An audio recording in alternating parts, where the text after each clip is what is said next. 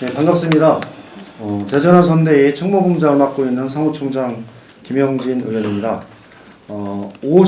대선 50일을 남겨놓은 현재 간략하게 말씀드리겠습니다. 남은 50일을 더 절박하고 더 치열하고 더 빠르게 임할 것을 다짐하면서 오늘 기자간담회 갖습니다. 더불어민주당은 지방선거 공천 일정을 전체적으로 대선 이후로 전격적으로 모두 연기하는 방침을 정했습니다. 3월 9일 대선 이후로 지방선거 출무자들과 일부 현역 지방의원들이 자신의 선거에만 집중하고 대선의 활동을 소홀히 하고 있다는 여러 지적이 있고, 더 대선 승리를 위해 집중하자는 취지로 지방선거 공천 일정 전체를 3월 9일 대선 이후로 전격적으로 연기하기로 방침을 정하였습니다. 그리고 대선 기여도를 지방선거에 적극 반영했다고 발표한 바가 있습니다. 대선 기여도 평가에 이어 지방선거 관련 3가지의 추가 조치의 방침을 정할 예정입니다. 첫째, 지방선거 공천기구의 설치 기한을 연기합니다. 둘째, 지방선거 예비후보자 등록일도 연기합니다. 그리고 지방선거 공천 룰과 세부 사항도 대선 이후로 확정할 예정입니다. 따라서 지방선거 공천 일정 전체를 3월 9일 이후로 연기하기로 방향을 정했습니다. 광역단체장, 기초단체장, 시군구 의원 후보 전원이 후보들이 대선 승리에 집중할 수 있도록 동일한 방향으로 뛰기로 했습니다. 대선 기여도를 공천에 반영했다고 했지만 후보자들이 또한 평가를 위해서 뛰어서는 안 된다고 생각을 합니다. 나라의 미래와 운명을 책임지겠다는 각오와 절실함으로 뛰어줄 것으로 기대하고 있습니다. 충무공장을 맡고 있는 사무총장인 저부터 캠프에서 숙박하며 더 빠르고 더 치열하고 더 절박하게 뛰겠습니다. 제대로 캠프에서 숙박하며 선거운동을 진행하겠습니다. 중앙선대위부터 지역선대위까지 지도부부터 개별 당원에 이르기까지 당이 혼인일체가 되어 전원이 모두 선거에 총력을 다해 나가도록 하겠습니다. 또한 원스트라이크 아웃제를 원칙에 따라 예의 없이 적용하고 있습니다. 선거에서 오만이 최대의 적입니다. 낮은 자세로, 겸손한 자세로 유권자들을 만나 나갈 것입니다. 민심에 역행하는 무리를 일으킨 관계자는 예의 없이 원스트라이크 아웃제를 적용하여 조치할 예정입니다. 또한 클린 선거, 깨끗한 선거를 준수할 것입니다. 상대 후보의 선거법 위반 소지가 있는 만큼 대한민국 대전한 선대위는 먼저 모범을 보이고 선거법 위반자가 발생할 경우 엄히 책임을 물어 나가도록 하겠습니다. 더 깨끗하고 더 함께하는 선거를 만들어 나가서 이재명 후보가 승리할 수 있도록 최선의 노력을 다해 나가겠습니다. 네, 전략기획본부장 강훈식입니다. 지금까지 판세에 대한 간단한 보고 드리고, 또 향후 선거 전략 방향에 대해서 또 여러분께 보고 드리도록 하겠습니다. 여러 가지 조사가 다 있습니다만, 여론조사 심의위원회에 등록된 439개 여론조사 전부 다 취합해보면 현재 이재명 후보와 윤석열 후보는 플러스 마이너스 1% 안쪽에 박빙 구도로 조정되어 있다라고 보는 것이 저희가 현재 판세에 대한 인식입니다. 이런 것들을 미루어 보면 투표 당일까지 예측하기 어려운 박빙의 승부가 전개될 것으로 판단됩니다. 동시에 이번 전국의 최대 변수 승부처는 단일화가 아니라 TV 토론이라는 인식을 갖고 있습니다. 특히나 우리 후보는 토론을 잘하는 후보라는 인식 때문에 가장 큰 위기라고 생각하고 있습니다. 상대 후보는 토론을 못한다는 인식이 워낙 확산되어 있어서 조금만 해도 잘하는 것처럼 보이는 반면에 저희 후보는 워낙에 잘한다 라는 인식들이 되어 있어서 저희로서는 그것이 TV 토론의 가장 큰 약점이다 이렇게 생각이 됩니다. 그래서 저희는 토론 자체보다도 정책의 무게를 두고 진정성 있는 자세로 준비할 계획입니다. 향후 선거 전략 방향과 관련해서 말씀드리면 경제와 민생에 더 집중하면서 동시에 정당 혁신을 이끌어 나가겠다는 생각 당을 혁신하는 그런 자세로 운영하겠다는 보고 말씀드립니다. 국민 의제를 우선순위에 놓는 것이 국가 의제가 돼야 된다고 저희는 인식하고 있습니다. 국민들이 체감하고 불안해하는, 또 국가가 직면한 위기, 경제, 민생, 방역을 우선순위에 놓고 계속 활동을 강화해 나갈 것입니다. 국민을 최우선으로 하는 것이 가장 중요한 문제이고, 국민이 시급해하는 중심 의제를 국가의 중심 의제로 다루어야 된다는 인식에서 시작됐습니다. 이 인식을 바탕으로 책임 있고 기민하게 대응하는 모습에 계속 보여드리고 국민들에게 소구할 예정입니다. 동시에 민주당의 변화를 끊임없이 촉구하고 요구하고 민주당부터 기득권을 내려놓을 수 있는 준비를 해나갈 계획이란 보고 말씀도 드립니다. 이상 마치겠습니다.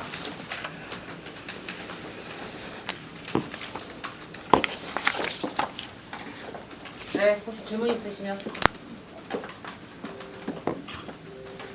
네. 네, 연합뉴스 김수진 기자입니다. 오늘 오후 4시에 이재명 후보의 묵설 파일을 공개하겠다고 전원일보 유튜브에 공개하겠다 했고, 이미 문서 파일이 좀 널리 공유가 되고 있는데 이에 대해서 입장 좀 여쭤보고 싶습니다. 뭐 선거에서 공개할 수 있고요. 여러 번 공개돼서 나왔기 때문에 특별한 사안은 아니라고 생각을 합니다. 어제 사실은 어느 언론에서 나왔듯이 선대본부에 무속인이 선대본부에 직접 참여하고 연관된 친척들이 참여하면서 있었던 무속인의 선대의 참여분 관련해서 먼저 제가 보기에는 해명하는 게 필요하지 않을까 그런 생각을 합니다. 일각에서는 양당이 무당층과 중간층을 끌어와야 되는데 무당을 끌고 온 거 아니냐라는 댓글이 달리기도 했습니다. 네.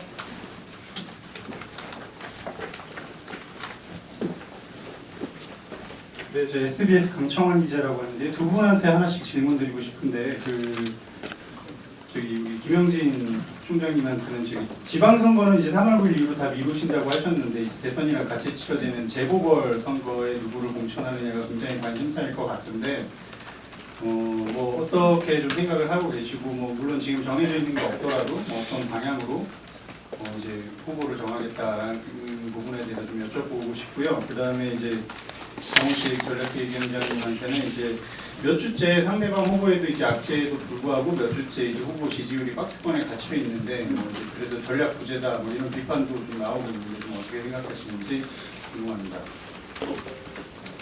네, 전략에 대해서는 전략본부장이 밝혀주시면 좋겠고요. 3월 9일 재보궐선거 관련해서는 저희들이 재보궐선거에 관한 해당 지역의 여론, 국민들의 여론, 그리고 3구 대선과의 관계, 여러 가지 복합적인 여러 요소들을 충분히 검토해서 결정할 예정입니다. 송영길 당대표나 후보자께서도 여러 번 말씀드렸듯이 국민의 뜻을 겸허하게 받들어 결정하겠다라고 말씀을 드렸기 때문에 그 취지에 맞게끔 검토하고 결정해 나갈 예정입니다. 네, 박스권이라는 표현들이 되게 많은데 실제 다자구도에서 40% 안쪽에 있는 여론조사 수치는 양자구도에서 47, 8% 정도 해당되는 숫자입니다. 아시겠습니다만 지난 대통령 선거에 문재인 대통령 후보가 40%를 넘은 적은 없습니다. 그리고 촛불 전국에서도 41%의 득표율을 했다는 것들을 환기시켜드릴 필요가 있어 보입니다. 아울러 저희는 지금 이 시간을 물이 끓기 위한 비등점까지의 시간이다라고 생각합니다. 물론 이것은 무슨 의미를 말씀드리냐면 저희 후보가 이재명 다음 후보에서 또 대통령 다음 후보로 전환하고 있고 또 그런 어려운 상황들에서 실수를 줄이고 오히려 국가 지도자로서의 모습들을 보여나가는 국민들의 이미지를 형성하는 기간이라고 생각합니다. 그리고 그 이미지가 형성돼서 이번 설날을 기점으로 누가 더 일 잘하고 누가 더 국민들이 지도자로서 따를 수 있는 사람이고 또 누가 우리의 삶을 더 이해해 줄 수 있는 자가 결정되는 기간이라고 보고요. 설날에 가족들이 모여서 어떤 후보가 또 어떤 정당이 나라의 이 위기 속에서 나라를 책임질 수 있는지 판단하실 거라고 봅니다. 그래서 저희는 지금 이 기간을 물이 끓는 시간으로 기다리고 있고 또 그렇게 만들어 나가고 있다는 점도 보고 말씀드립니다.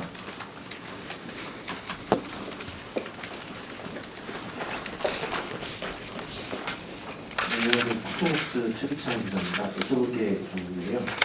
이번 대선은 특이하게 설 연휴가 껴 있습니다.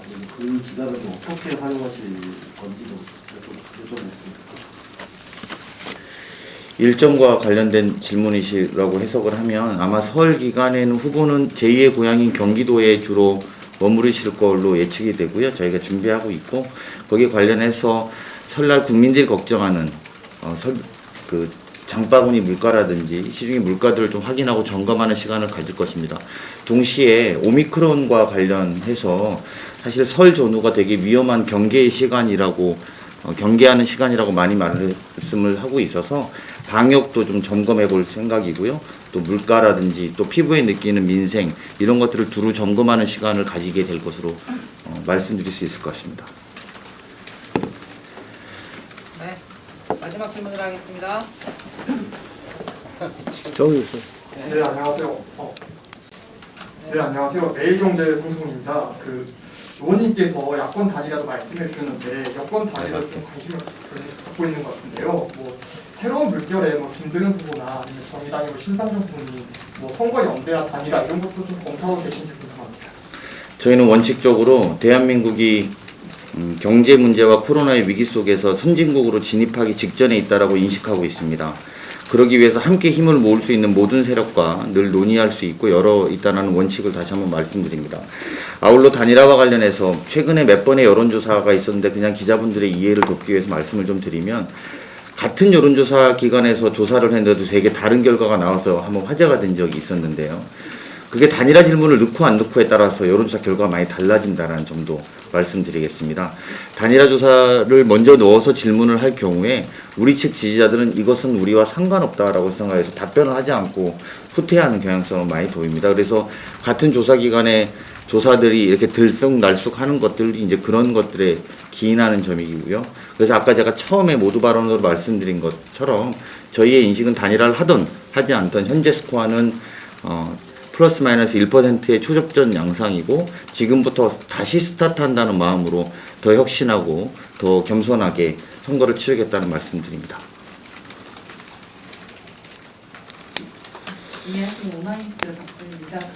아까 40% 관련해가지고 좀 질문이 나왔었는데 말씀을 해주셨는데 그렇다면 좀 실제로 유효한 숫자는 꼭 집어서 말씀해 주시긴 어렵겠지만 매직 넘버로 볼 수 있는 숫자는 대략 어느 정도로 좀 계획을 잡고 계신지 궁금하고요. 그리고 아까 토론이 오히려 우리 후보한테는 불리할 수 있다 이렇게 평가를 하셨잖아요. 이재명 후보한테는 불리할 수 있다고. 그래서 민생 이런 말씀을 하셨는데 그렇다면 이제 가령 토론 주제를 정하는 과정에서 대장동 같은 이슈는 좀 협상에서 제외를 한다거나 그런 것도 염두에 두시는 건지. 그리고 하나만 더 여쭤보면은 저번에 의총 때 의원님께서 이제 전략 브리핑 하시면서 트럼프 전 대통령 관련된 영상을 틀으셨다고 기사가 나온 걸 봤는데요.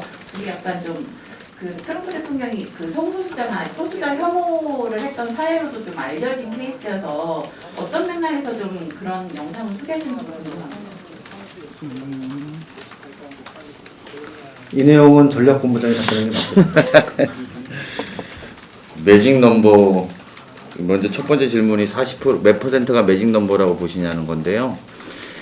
우리 언론인들께서는 하루하루의 여론조사가 우리 이제 소위 떼거리라고 관심사이지만 선거는 3월 9일 날부터 한 일주일 남은 시점에 어떤 것들이 종합적인 판단이 이루어지는 종합적인 결과값으로 투표합니다.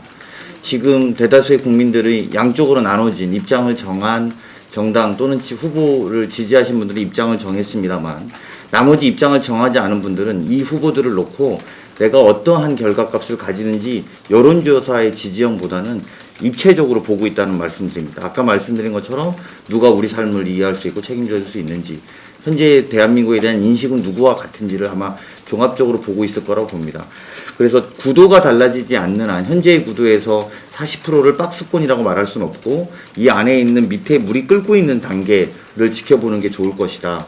즉 바꿔 말하면 이재명 후보가 그 전까지는 정말 사이다다, 시원하다 이런 것들에 대한 평가였다면 지금은 좀 되게 생각보다 실수하지 않는다. 그리고 대통령답다. 모든 문제에 대해서 균형감을 가지려고 한다라는 것들이 국민들의 인식이 되는 시간이라고 저희는 생각하고 있습니다. 두 번째로 토론과 관련해서 저희는 어떠한 주제도 저희가 정할 수 있는 입장은 아니라고 생각합니다. 지금 TV토론팀에서도 토론 준비하고 있습니다만 보통은 언론사가 주관하거나 선관위가 주관하게 토론법에 되어 있으니까 법대로 하면 되는 문제라고 보고요. 그 과정에서 개인에 대한 모든 문제들도 다 검증이 필요하다면 해야 된다고 봅니다.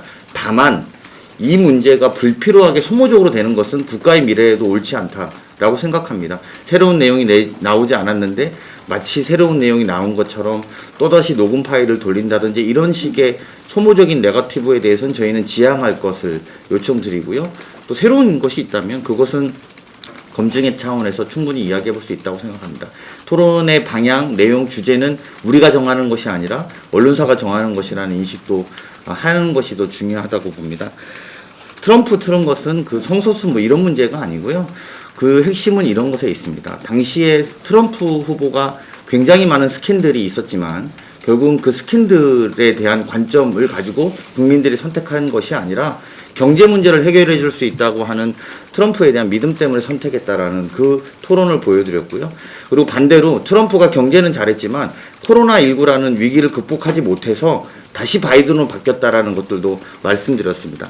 지금은 전 세계가 모두가 위기인 곳에 있고 그 위기에서 국가 지도자들의 흠결 또는 스캔들이 중심이 되는 나라는 없습니다. 어느 나라나 그 나라가 처해 있는 위기를 극복할 수 있는 사람들을 대통령으로 뽑았다라는 것을 강조하기 위해서 영상을 공유했고요. 또 지역 주민들이나 우리 국회의원들 지역 주민들을 만날 때 그런 것들에 대한 문제점 저희가 예를 들면 스캔들과 관련해서 또는 저희 후보에 관련 약점에 대해서 사과할 것은 사과했고 조사받을 것은 조사받는다고 한 만큼 그거보다 더 중요하게 우리가 다뤄야 되는 건 5년 동안 대한민국의 미래 그리고 그 위기를 극복할 수 있는 능력과 역량 이런 거에 집중해달라는 취지로 그 영상을 틀었다는 보고 말씀드립니다. 제가 보기에는 트럼프 얘기가 나와서 그러는데요. 이준석 대표가 현재 계속 차별과 혐오를 중심으로 선거 전략을 짜고 있어서 대단히 우려스럽습니다. 과거 예를 보면 제가 본 이준석 대표의 현재 모습은 역사적으로 보면 청년 괴벨스처럼 보인다 이렇게 말씀을 드리고 싶습니다. 그러니까 사실 2차 세계대전을 보면 작은 혐오와 차별로부터 시작해서 극단적인 나치즘으로 이어졌고 그로부터 600만의 유대인 학살 그리고 독일 청년들이 전쟁에 다 나가서 꽃던 나이에 죽는 그런 길을 만들었던 그 혐오와 그 출발이 작은 혐오와 차별이었습니다. 그래서 그렇게 가면 안 된다는 말씀을 드리고 실제로 영화에도 스탈린그라드라는 영화도 보면 독일 청년 군인 50만 명이 그 자리에 죽었고 10만 명이 시베리아에 끌려가서 전쟁 후에 돌아왔던 사람은 6천 명밖에 되지 않습니다. 그 출발은 바로 젊은 청년 괴벨스와 나치 그다음에 히틀러와 같은 그런 사고방식을 가졌던 사람들이 독일 국민들을 그곳으로 이끌었다. 그런데 그 출발이 작은 혐오와 차별이었습니다. 저는 우리 선거가 혐오와 차별을 통해서 세대와 세대 간의 전쟁, 이 시대 남녀 간의 전쟁 이런 형태로 진행이 되는 것은 적절하지 않다라고 생각을 해서 포용과 단결의 포용의 관점에서 저는 이 문제를 해결해 나갔으면 좋겠다는 생각이 들어서 이준석 대표의 언어 관련해서 너무 과도한 선거 전략적 측면으로 혐오와 차별의 문제를 받아내면 안 되겠다는 말씀을 마지막으로 드리고 싶습니다. 이상입니다. 네, 마지막 한 분만.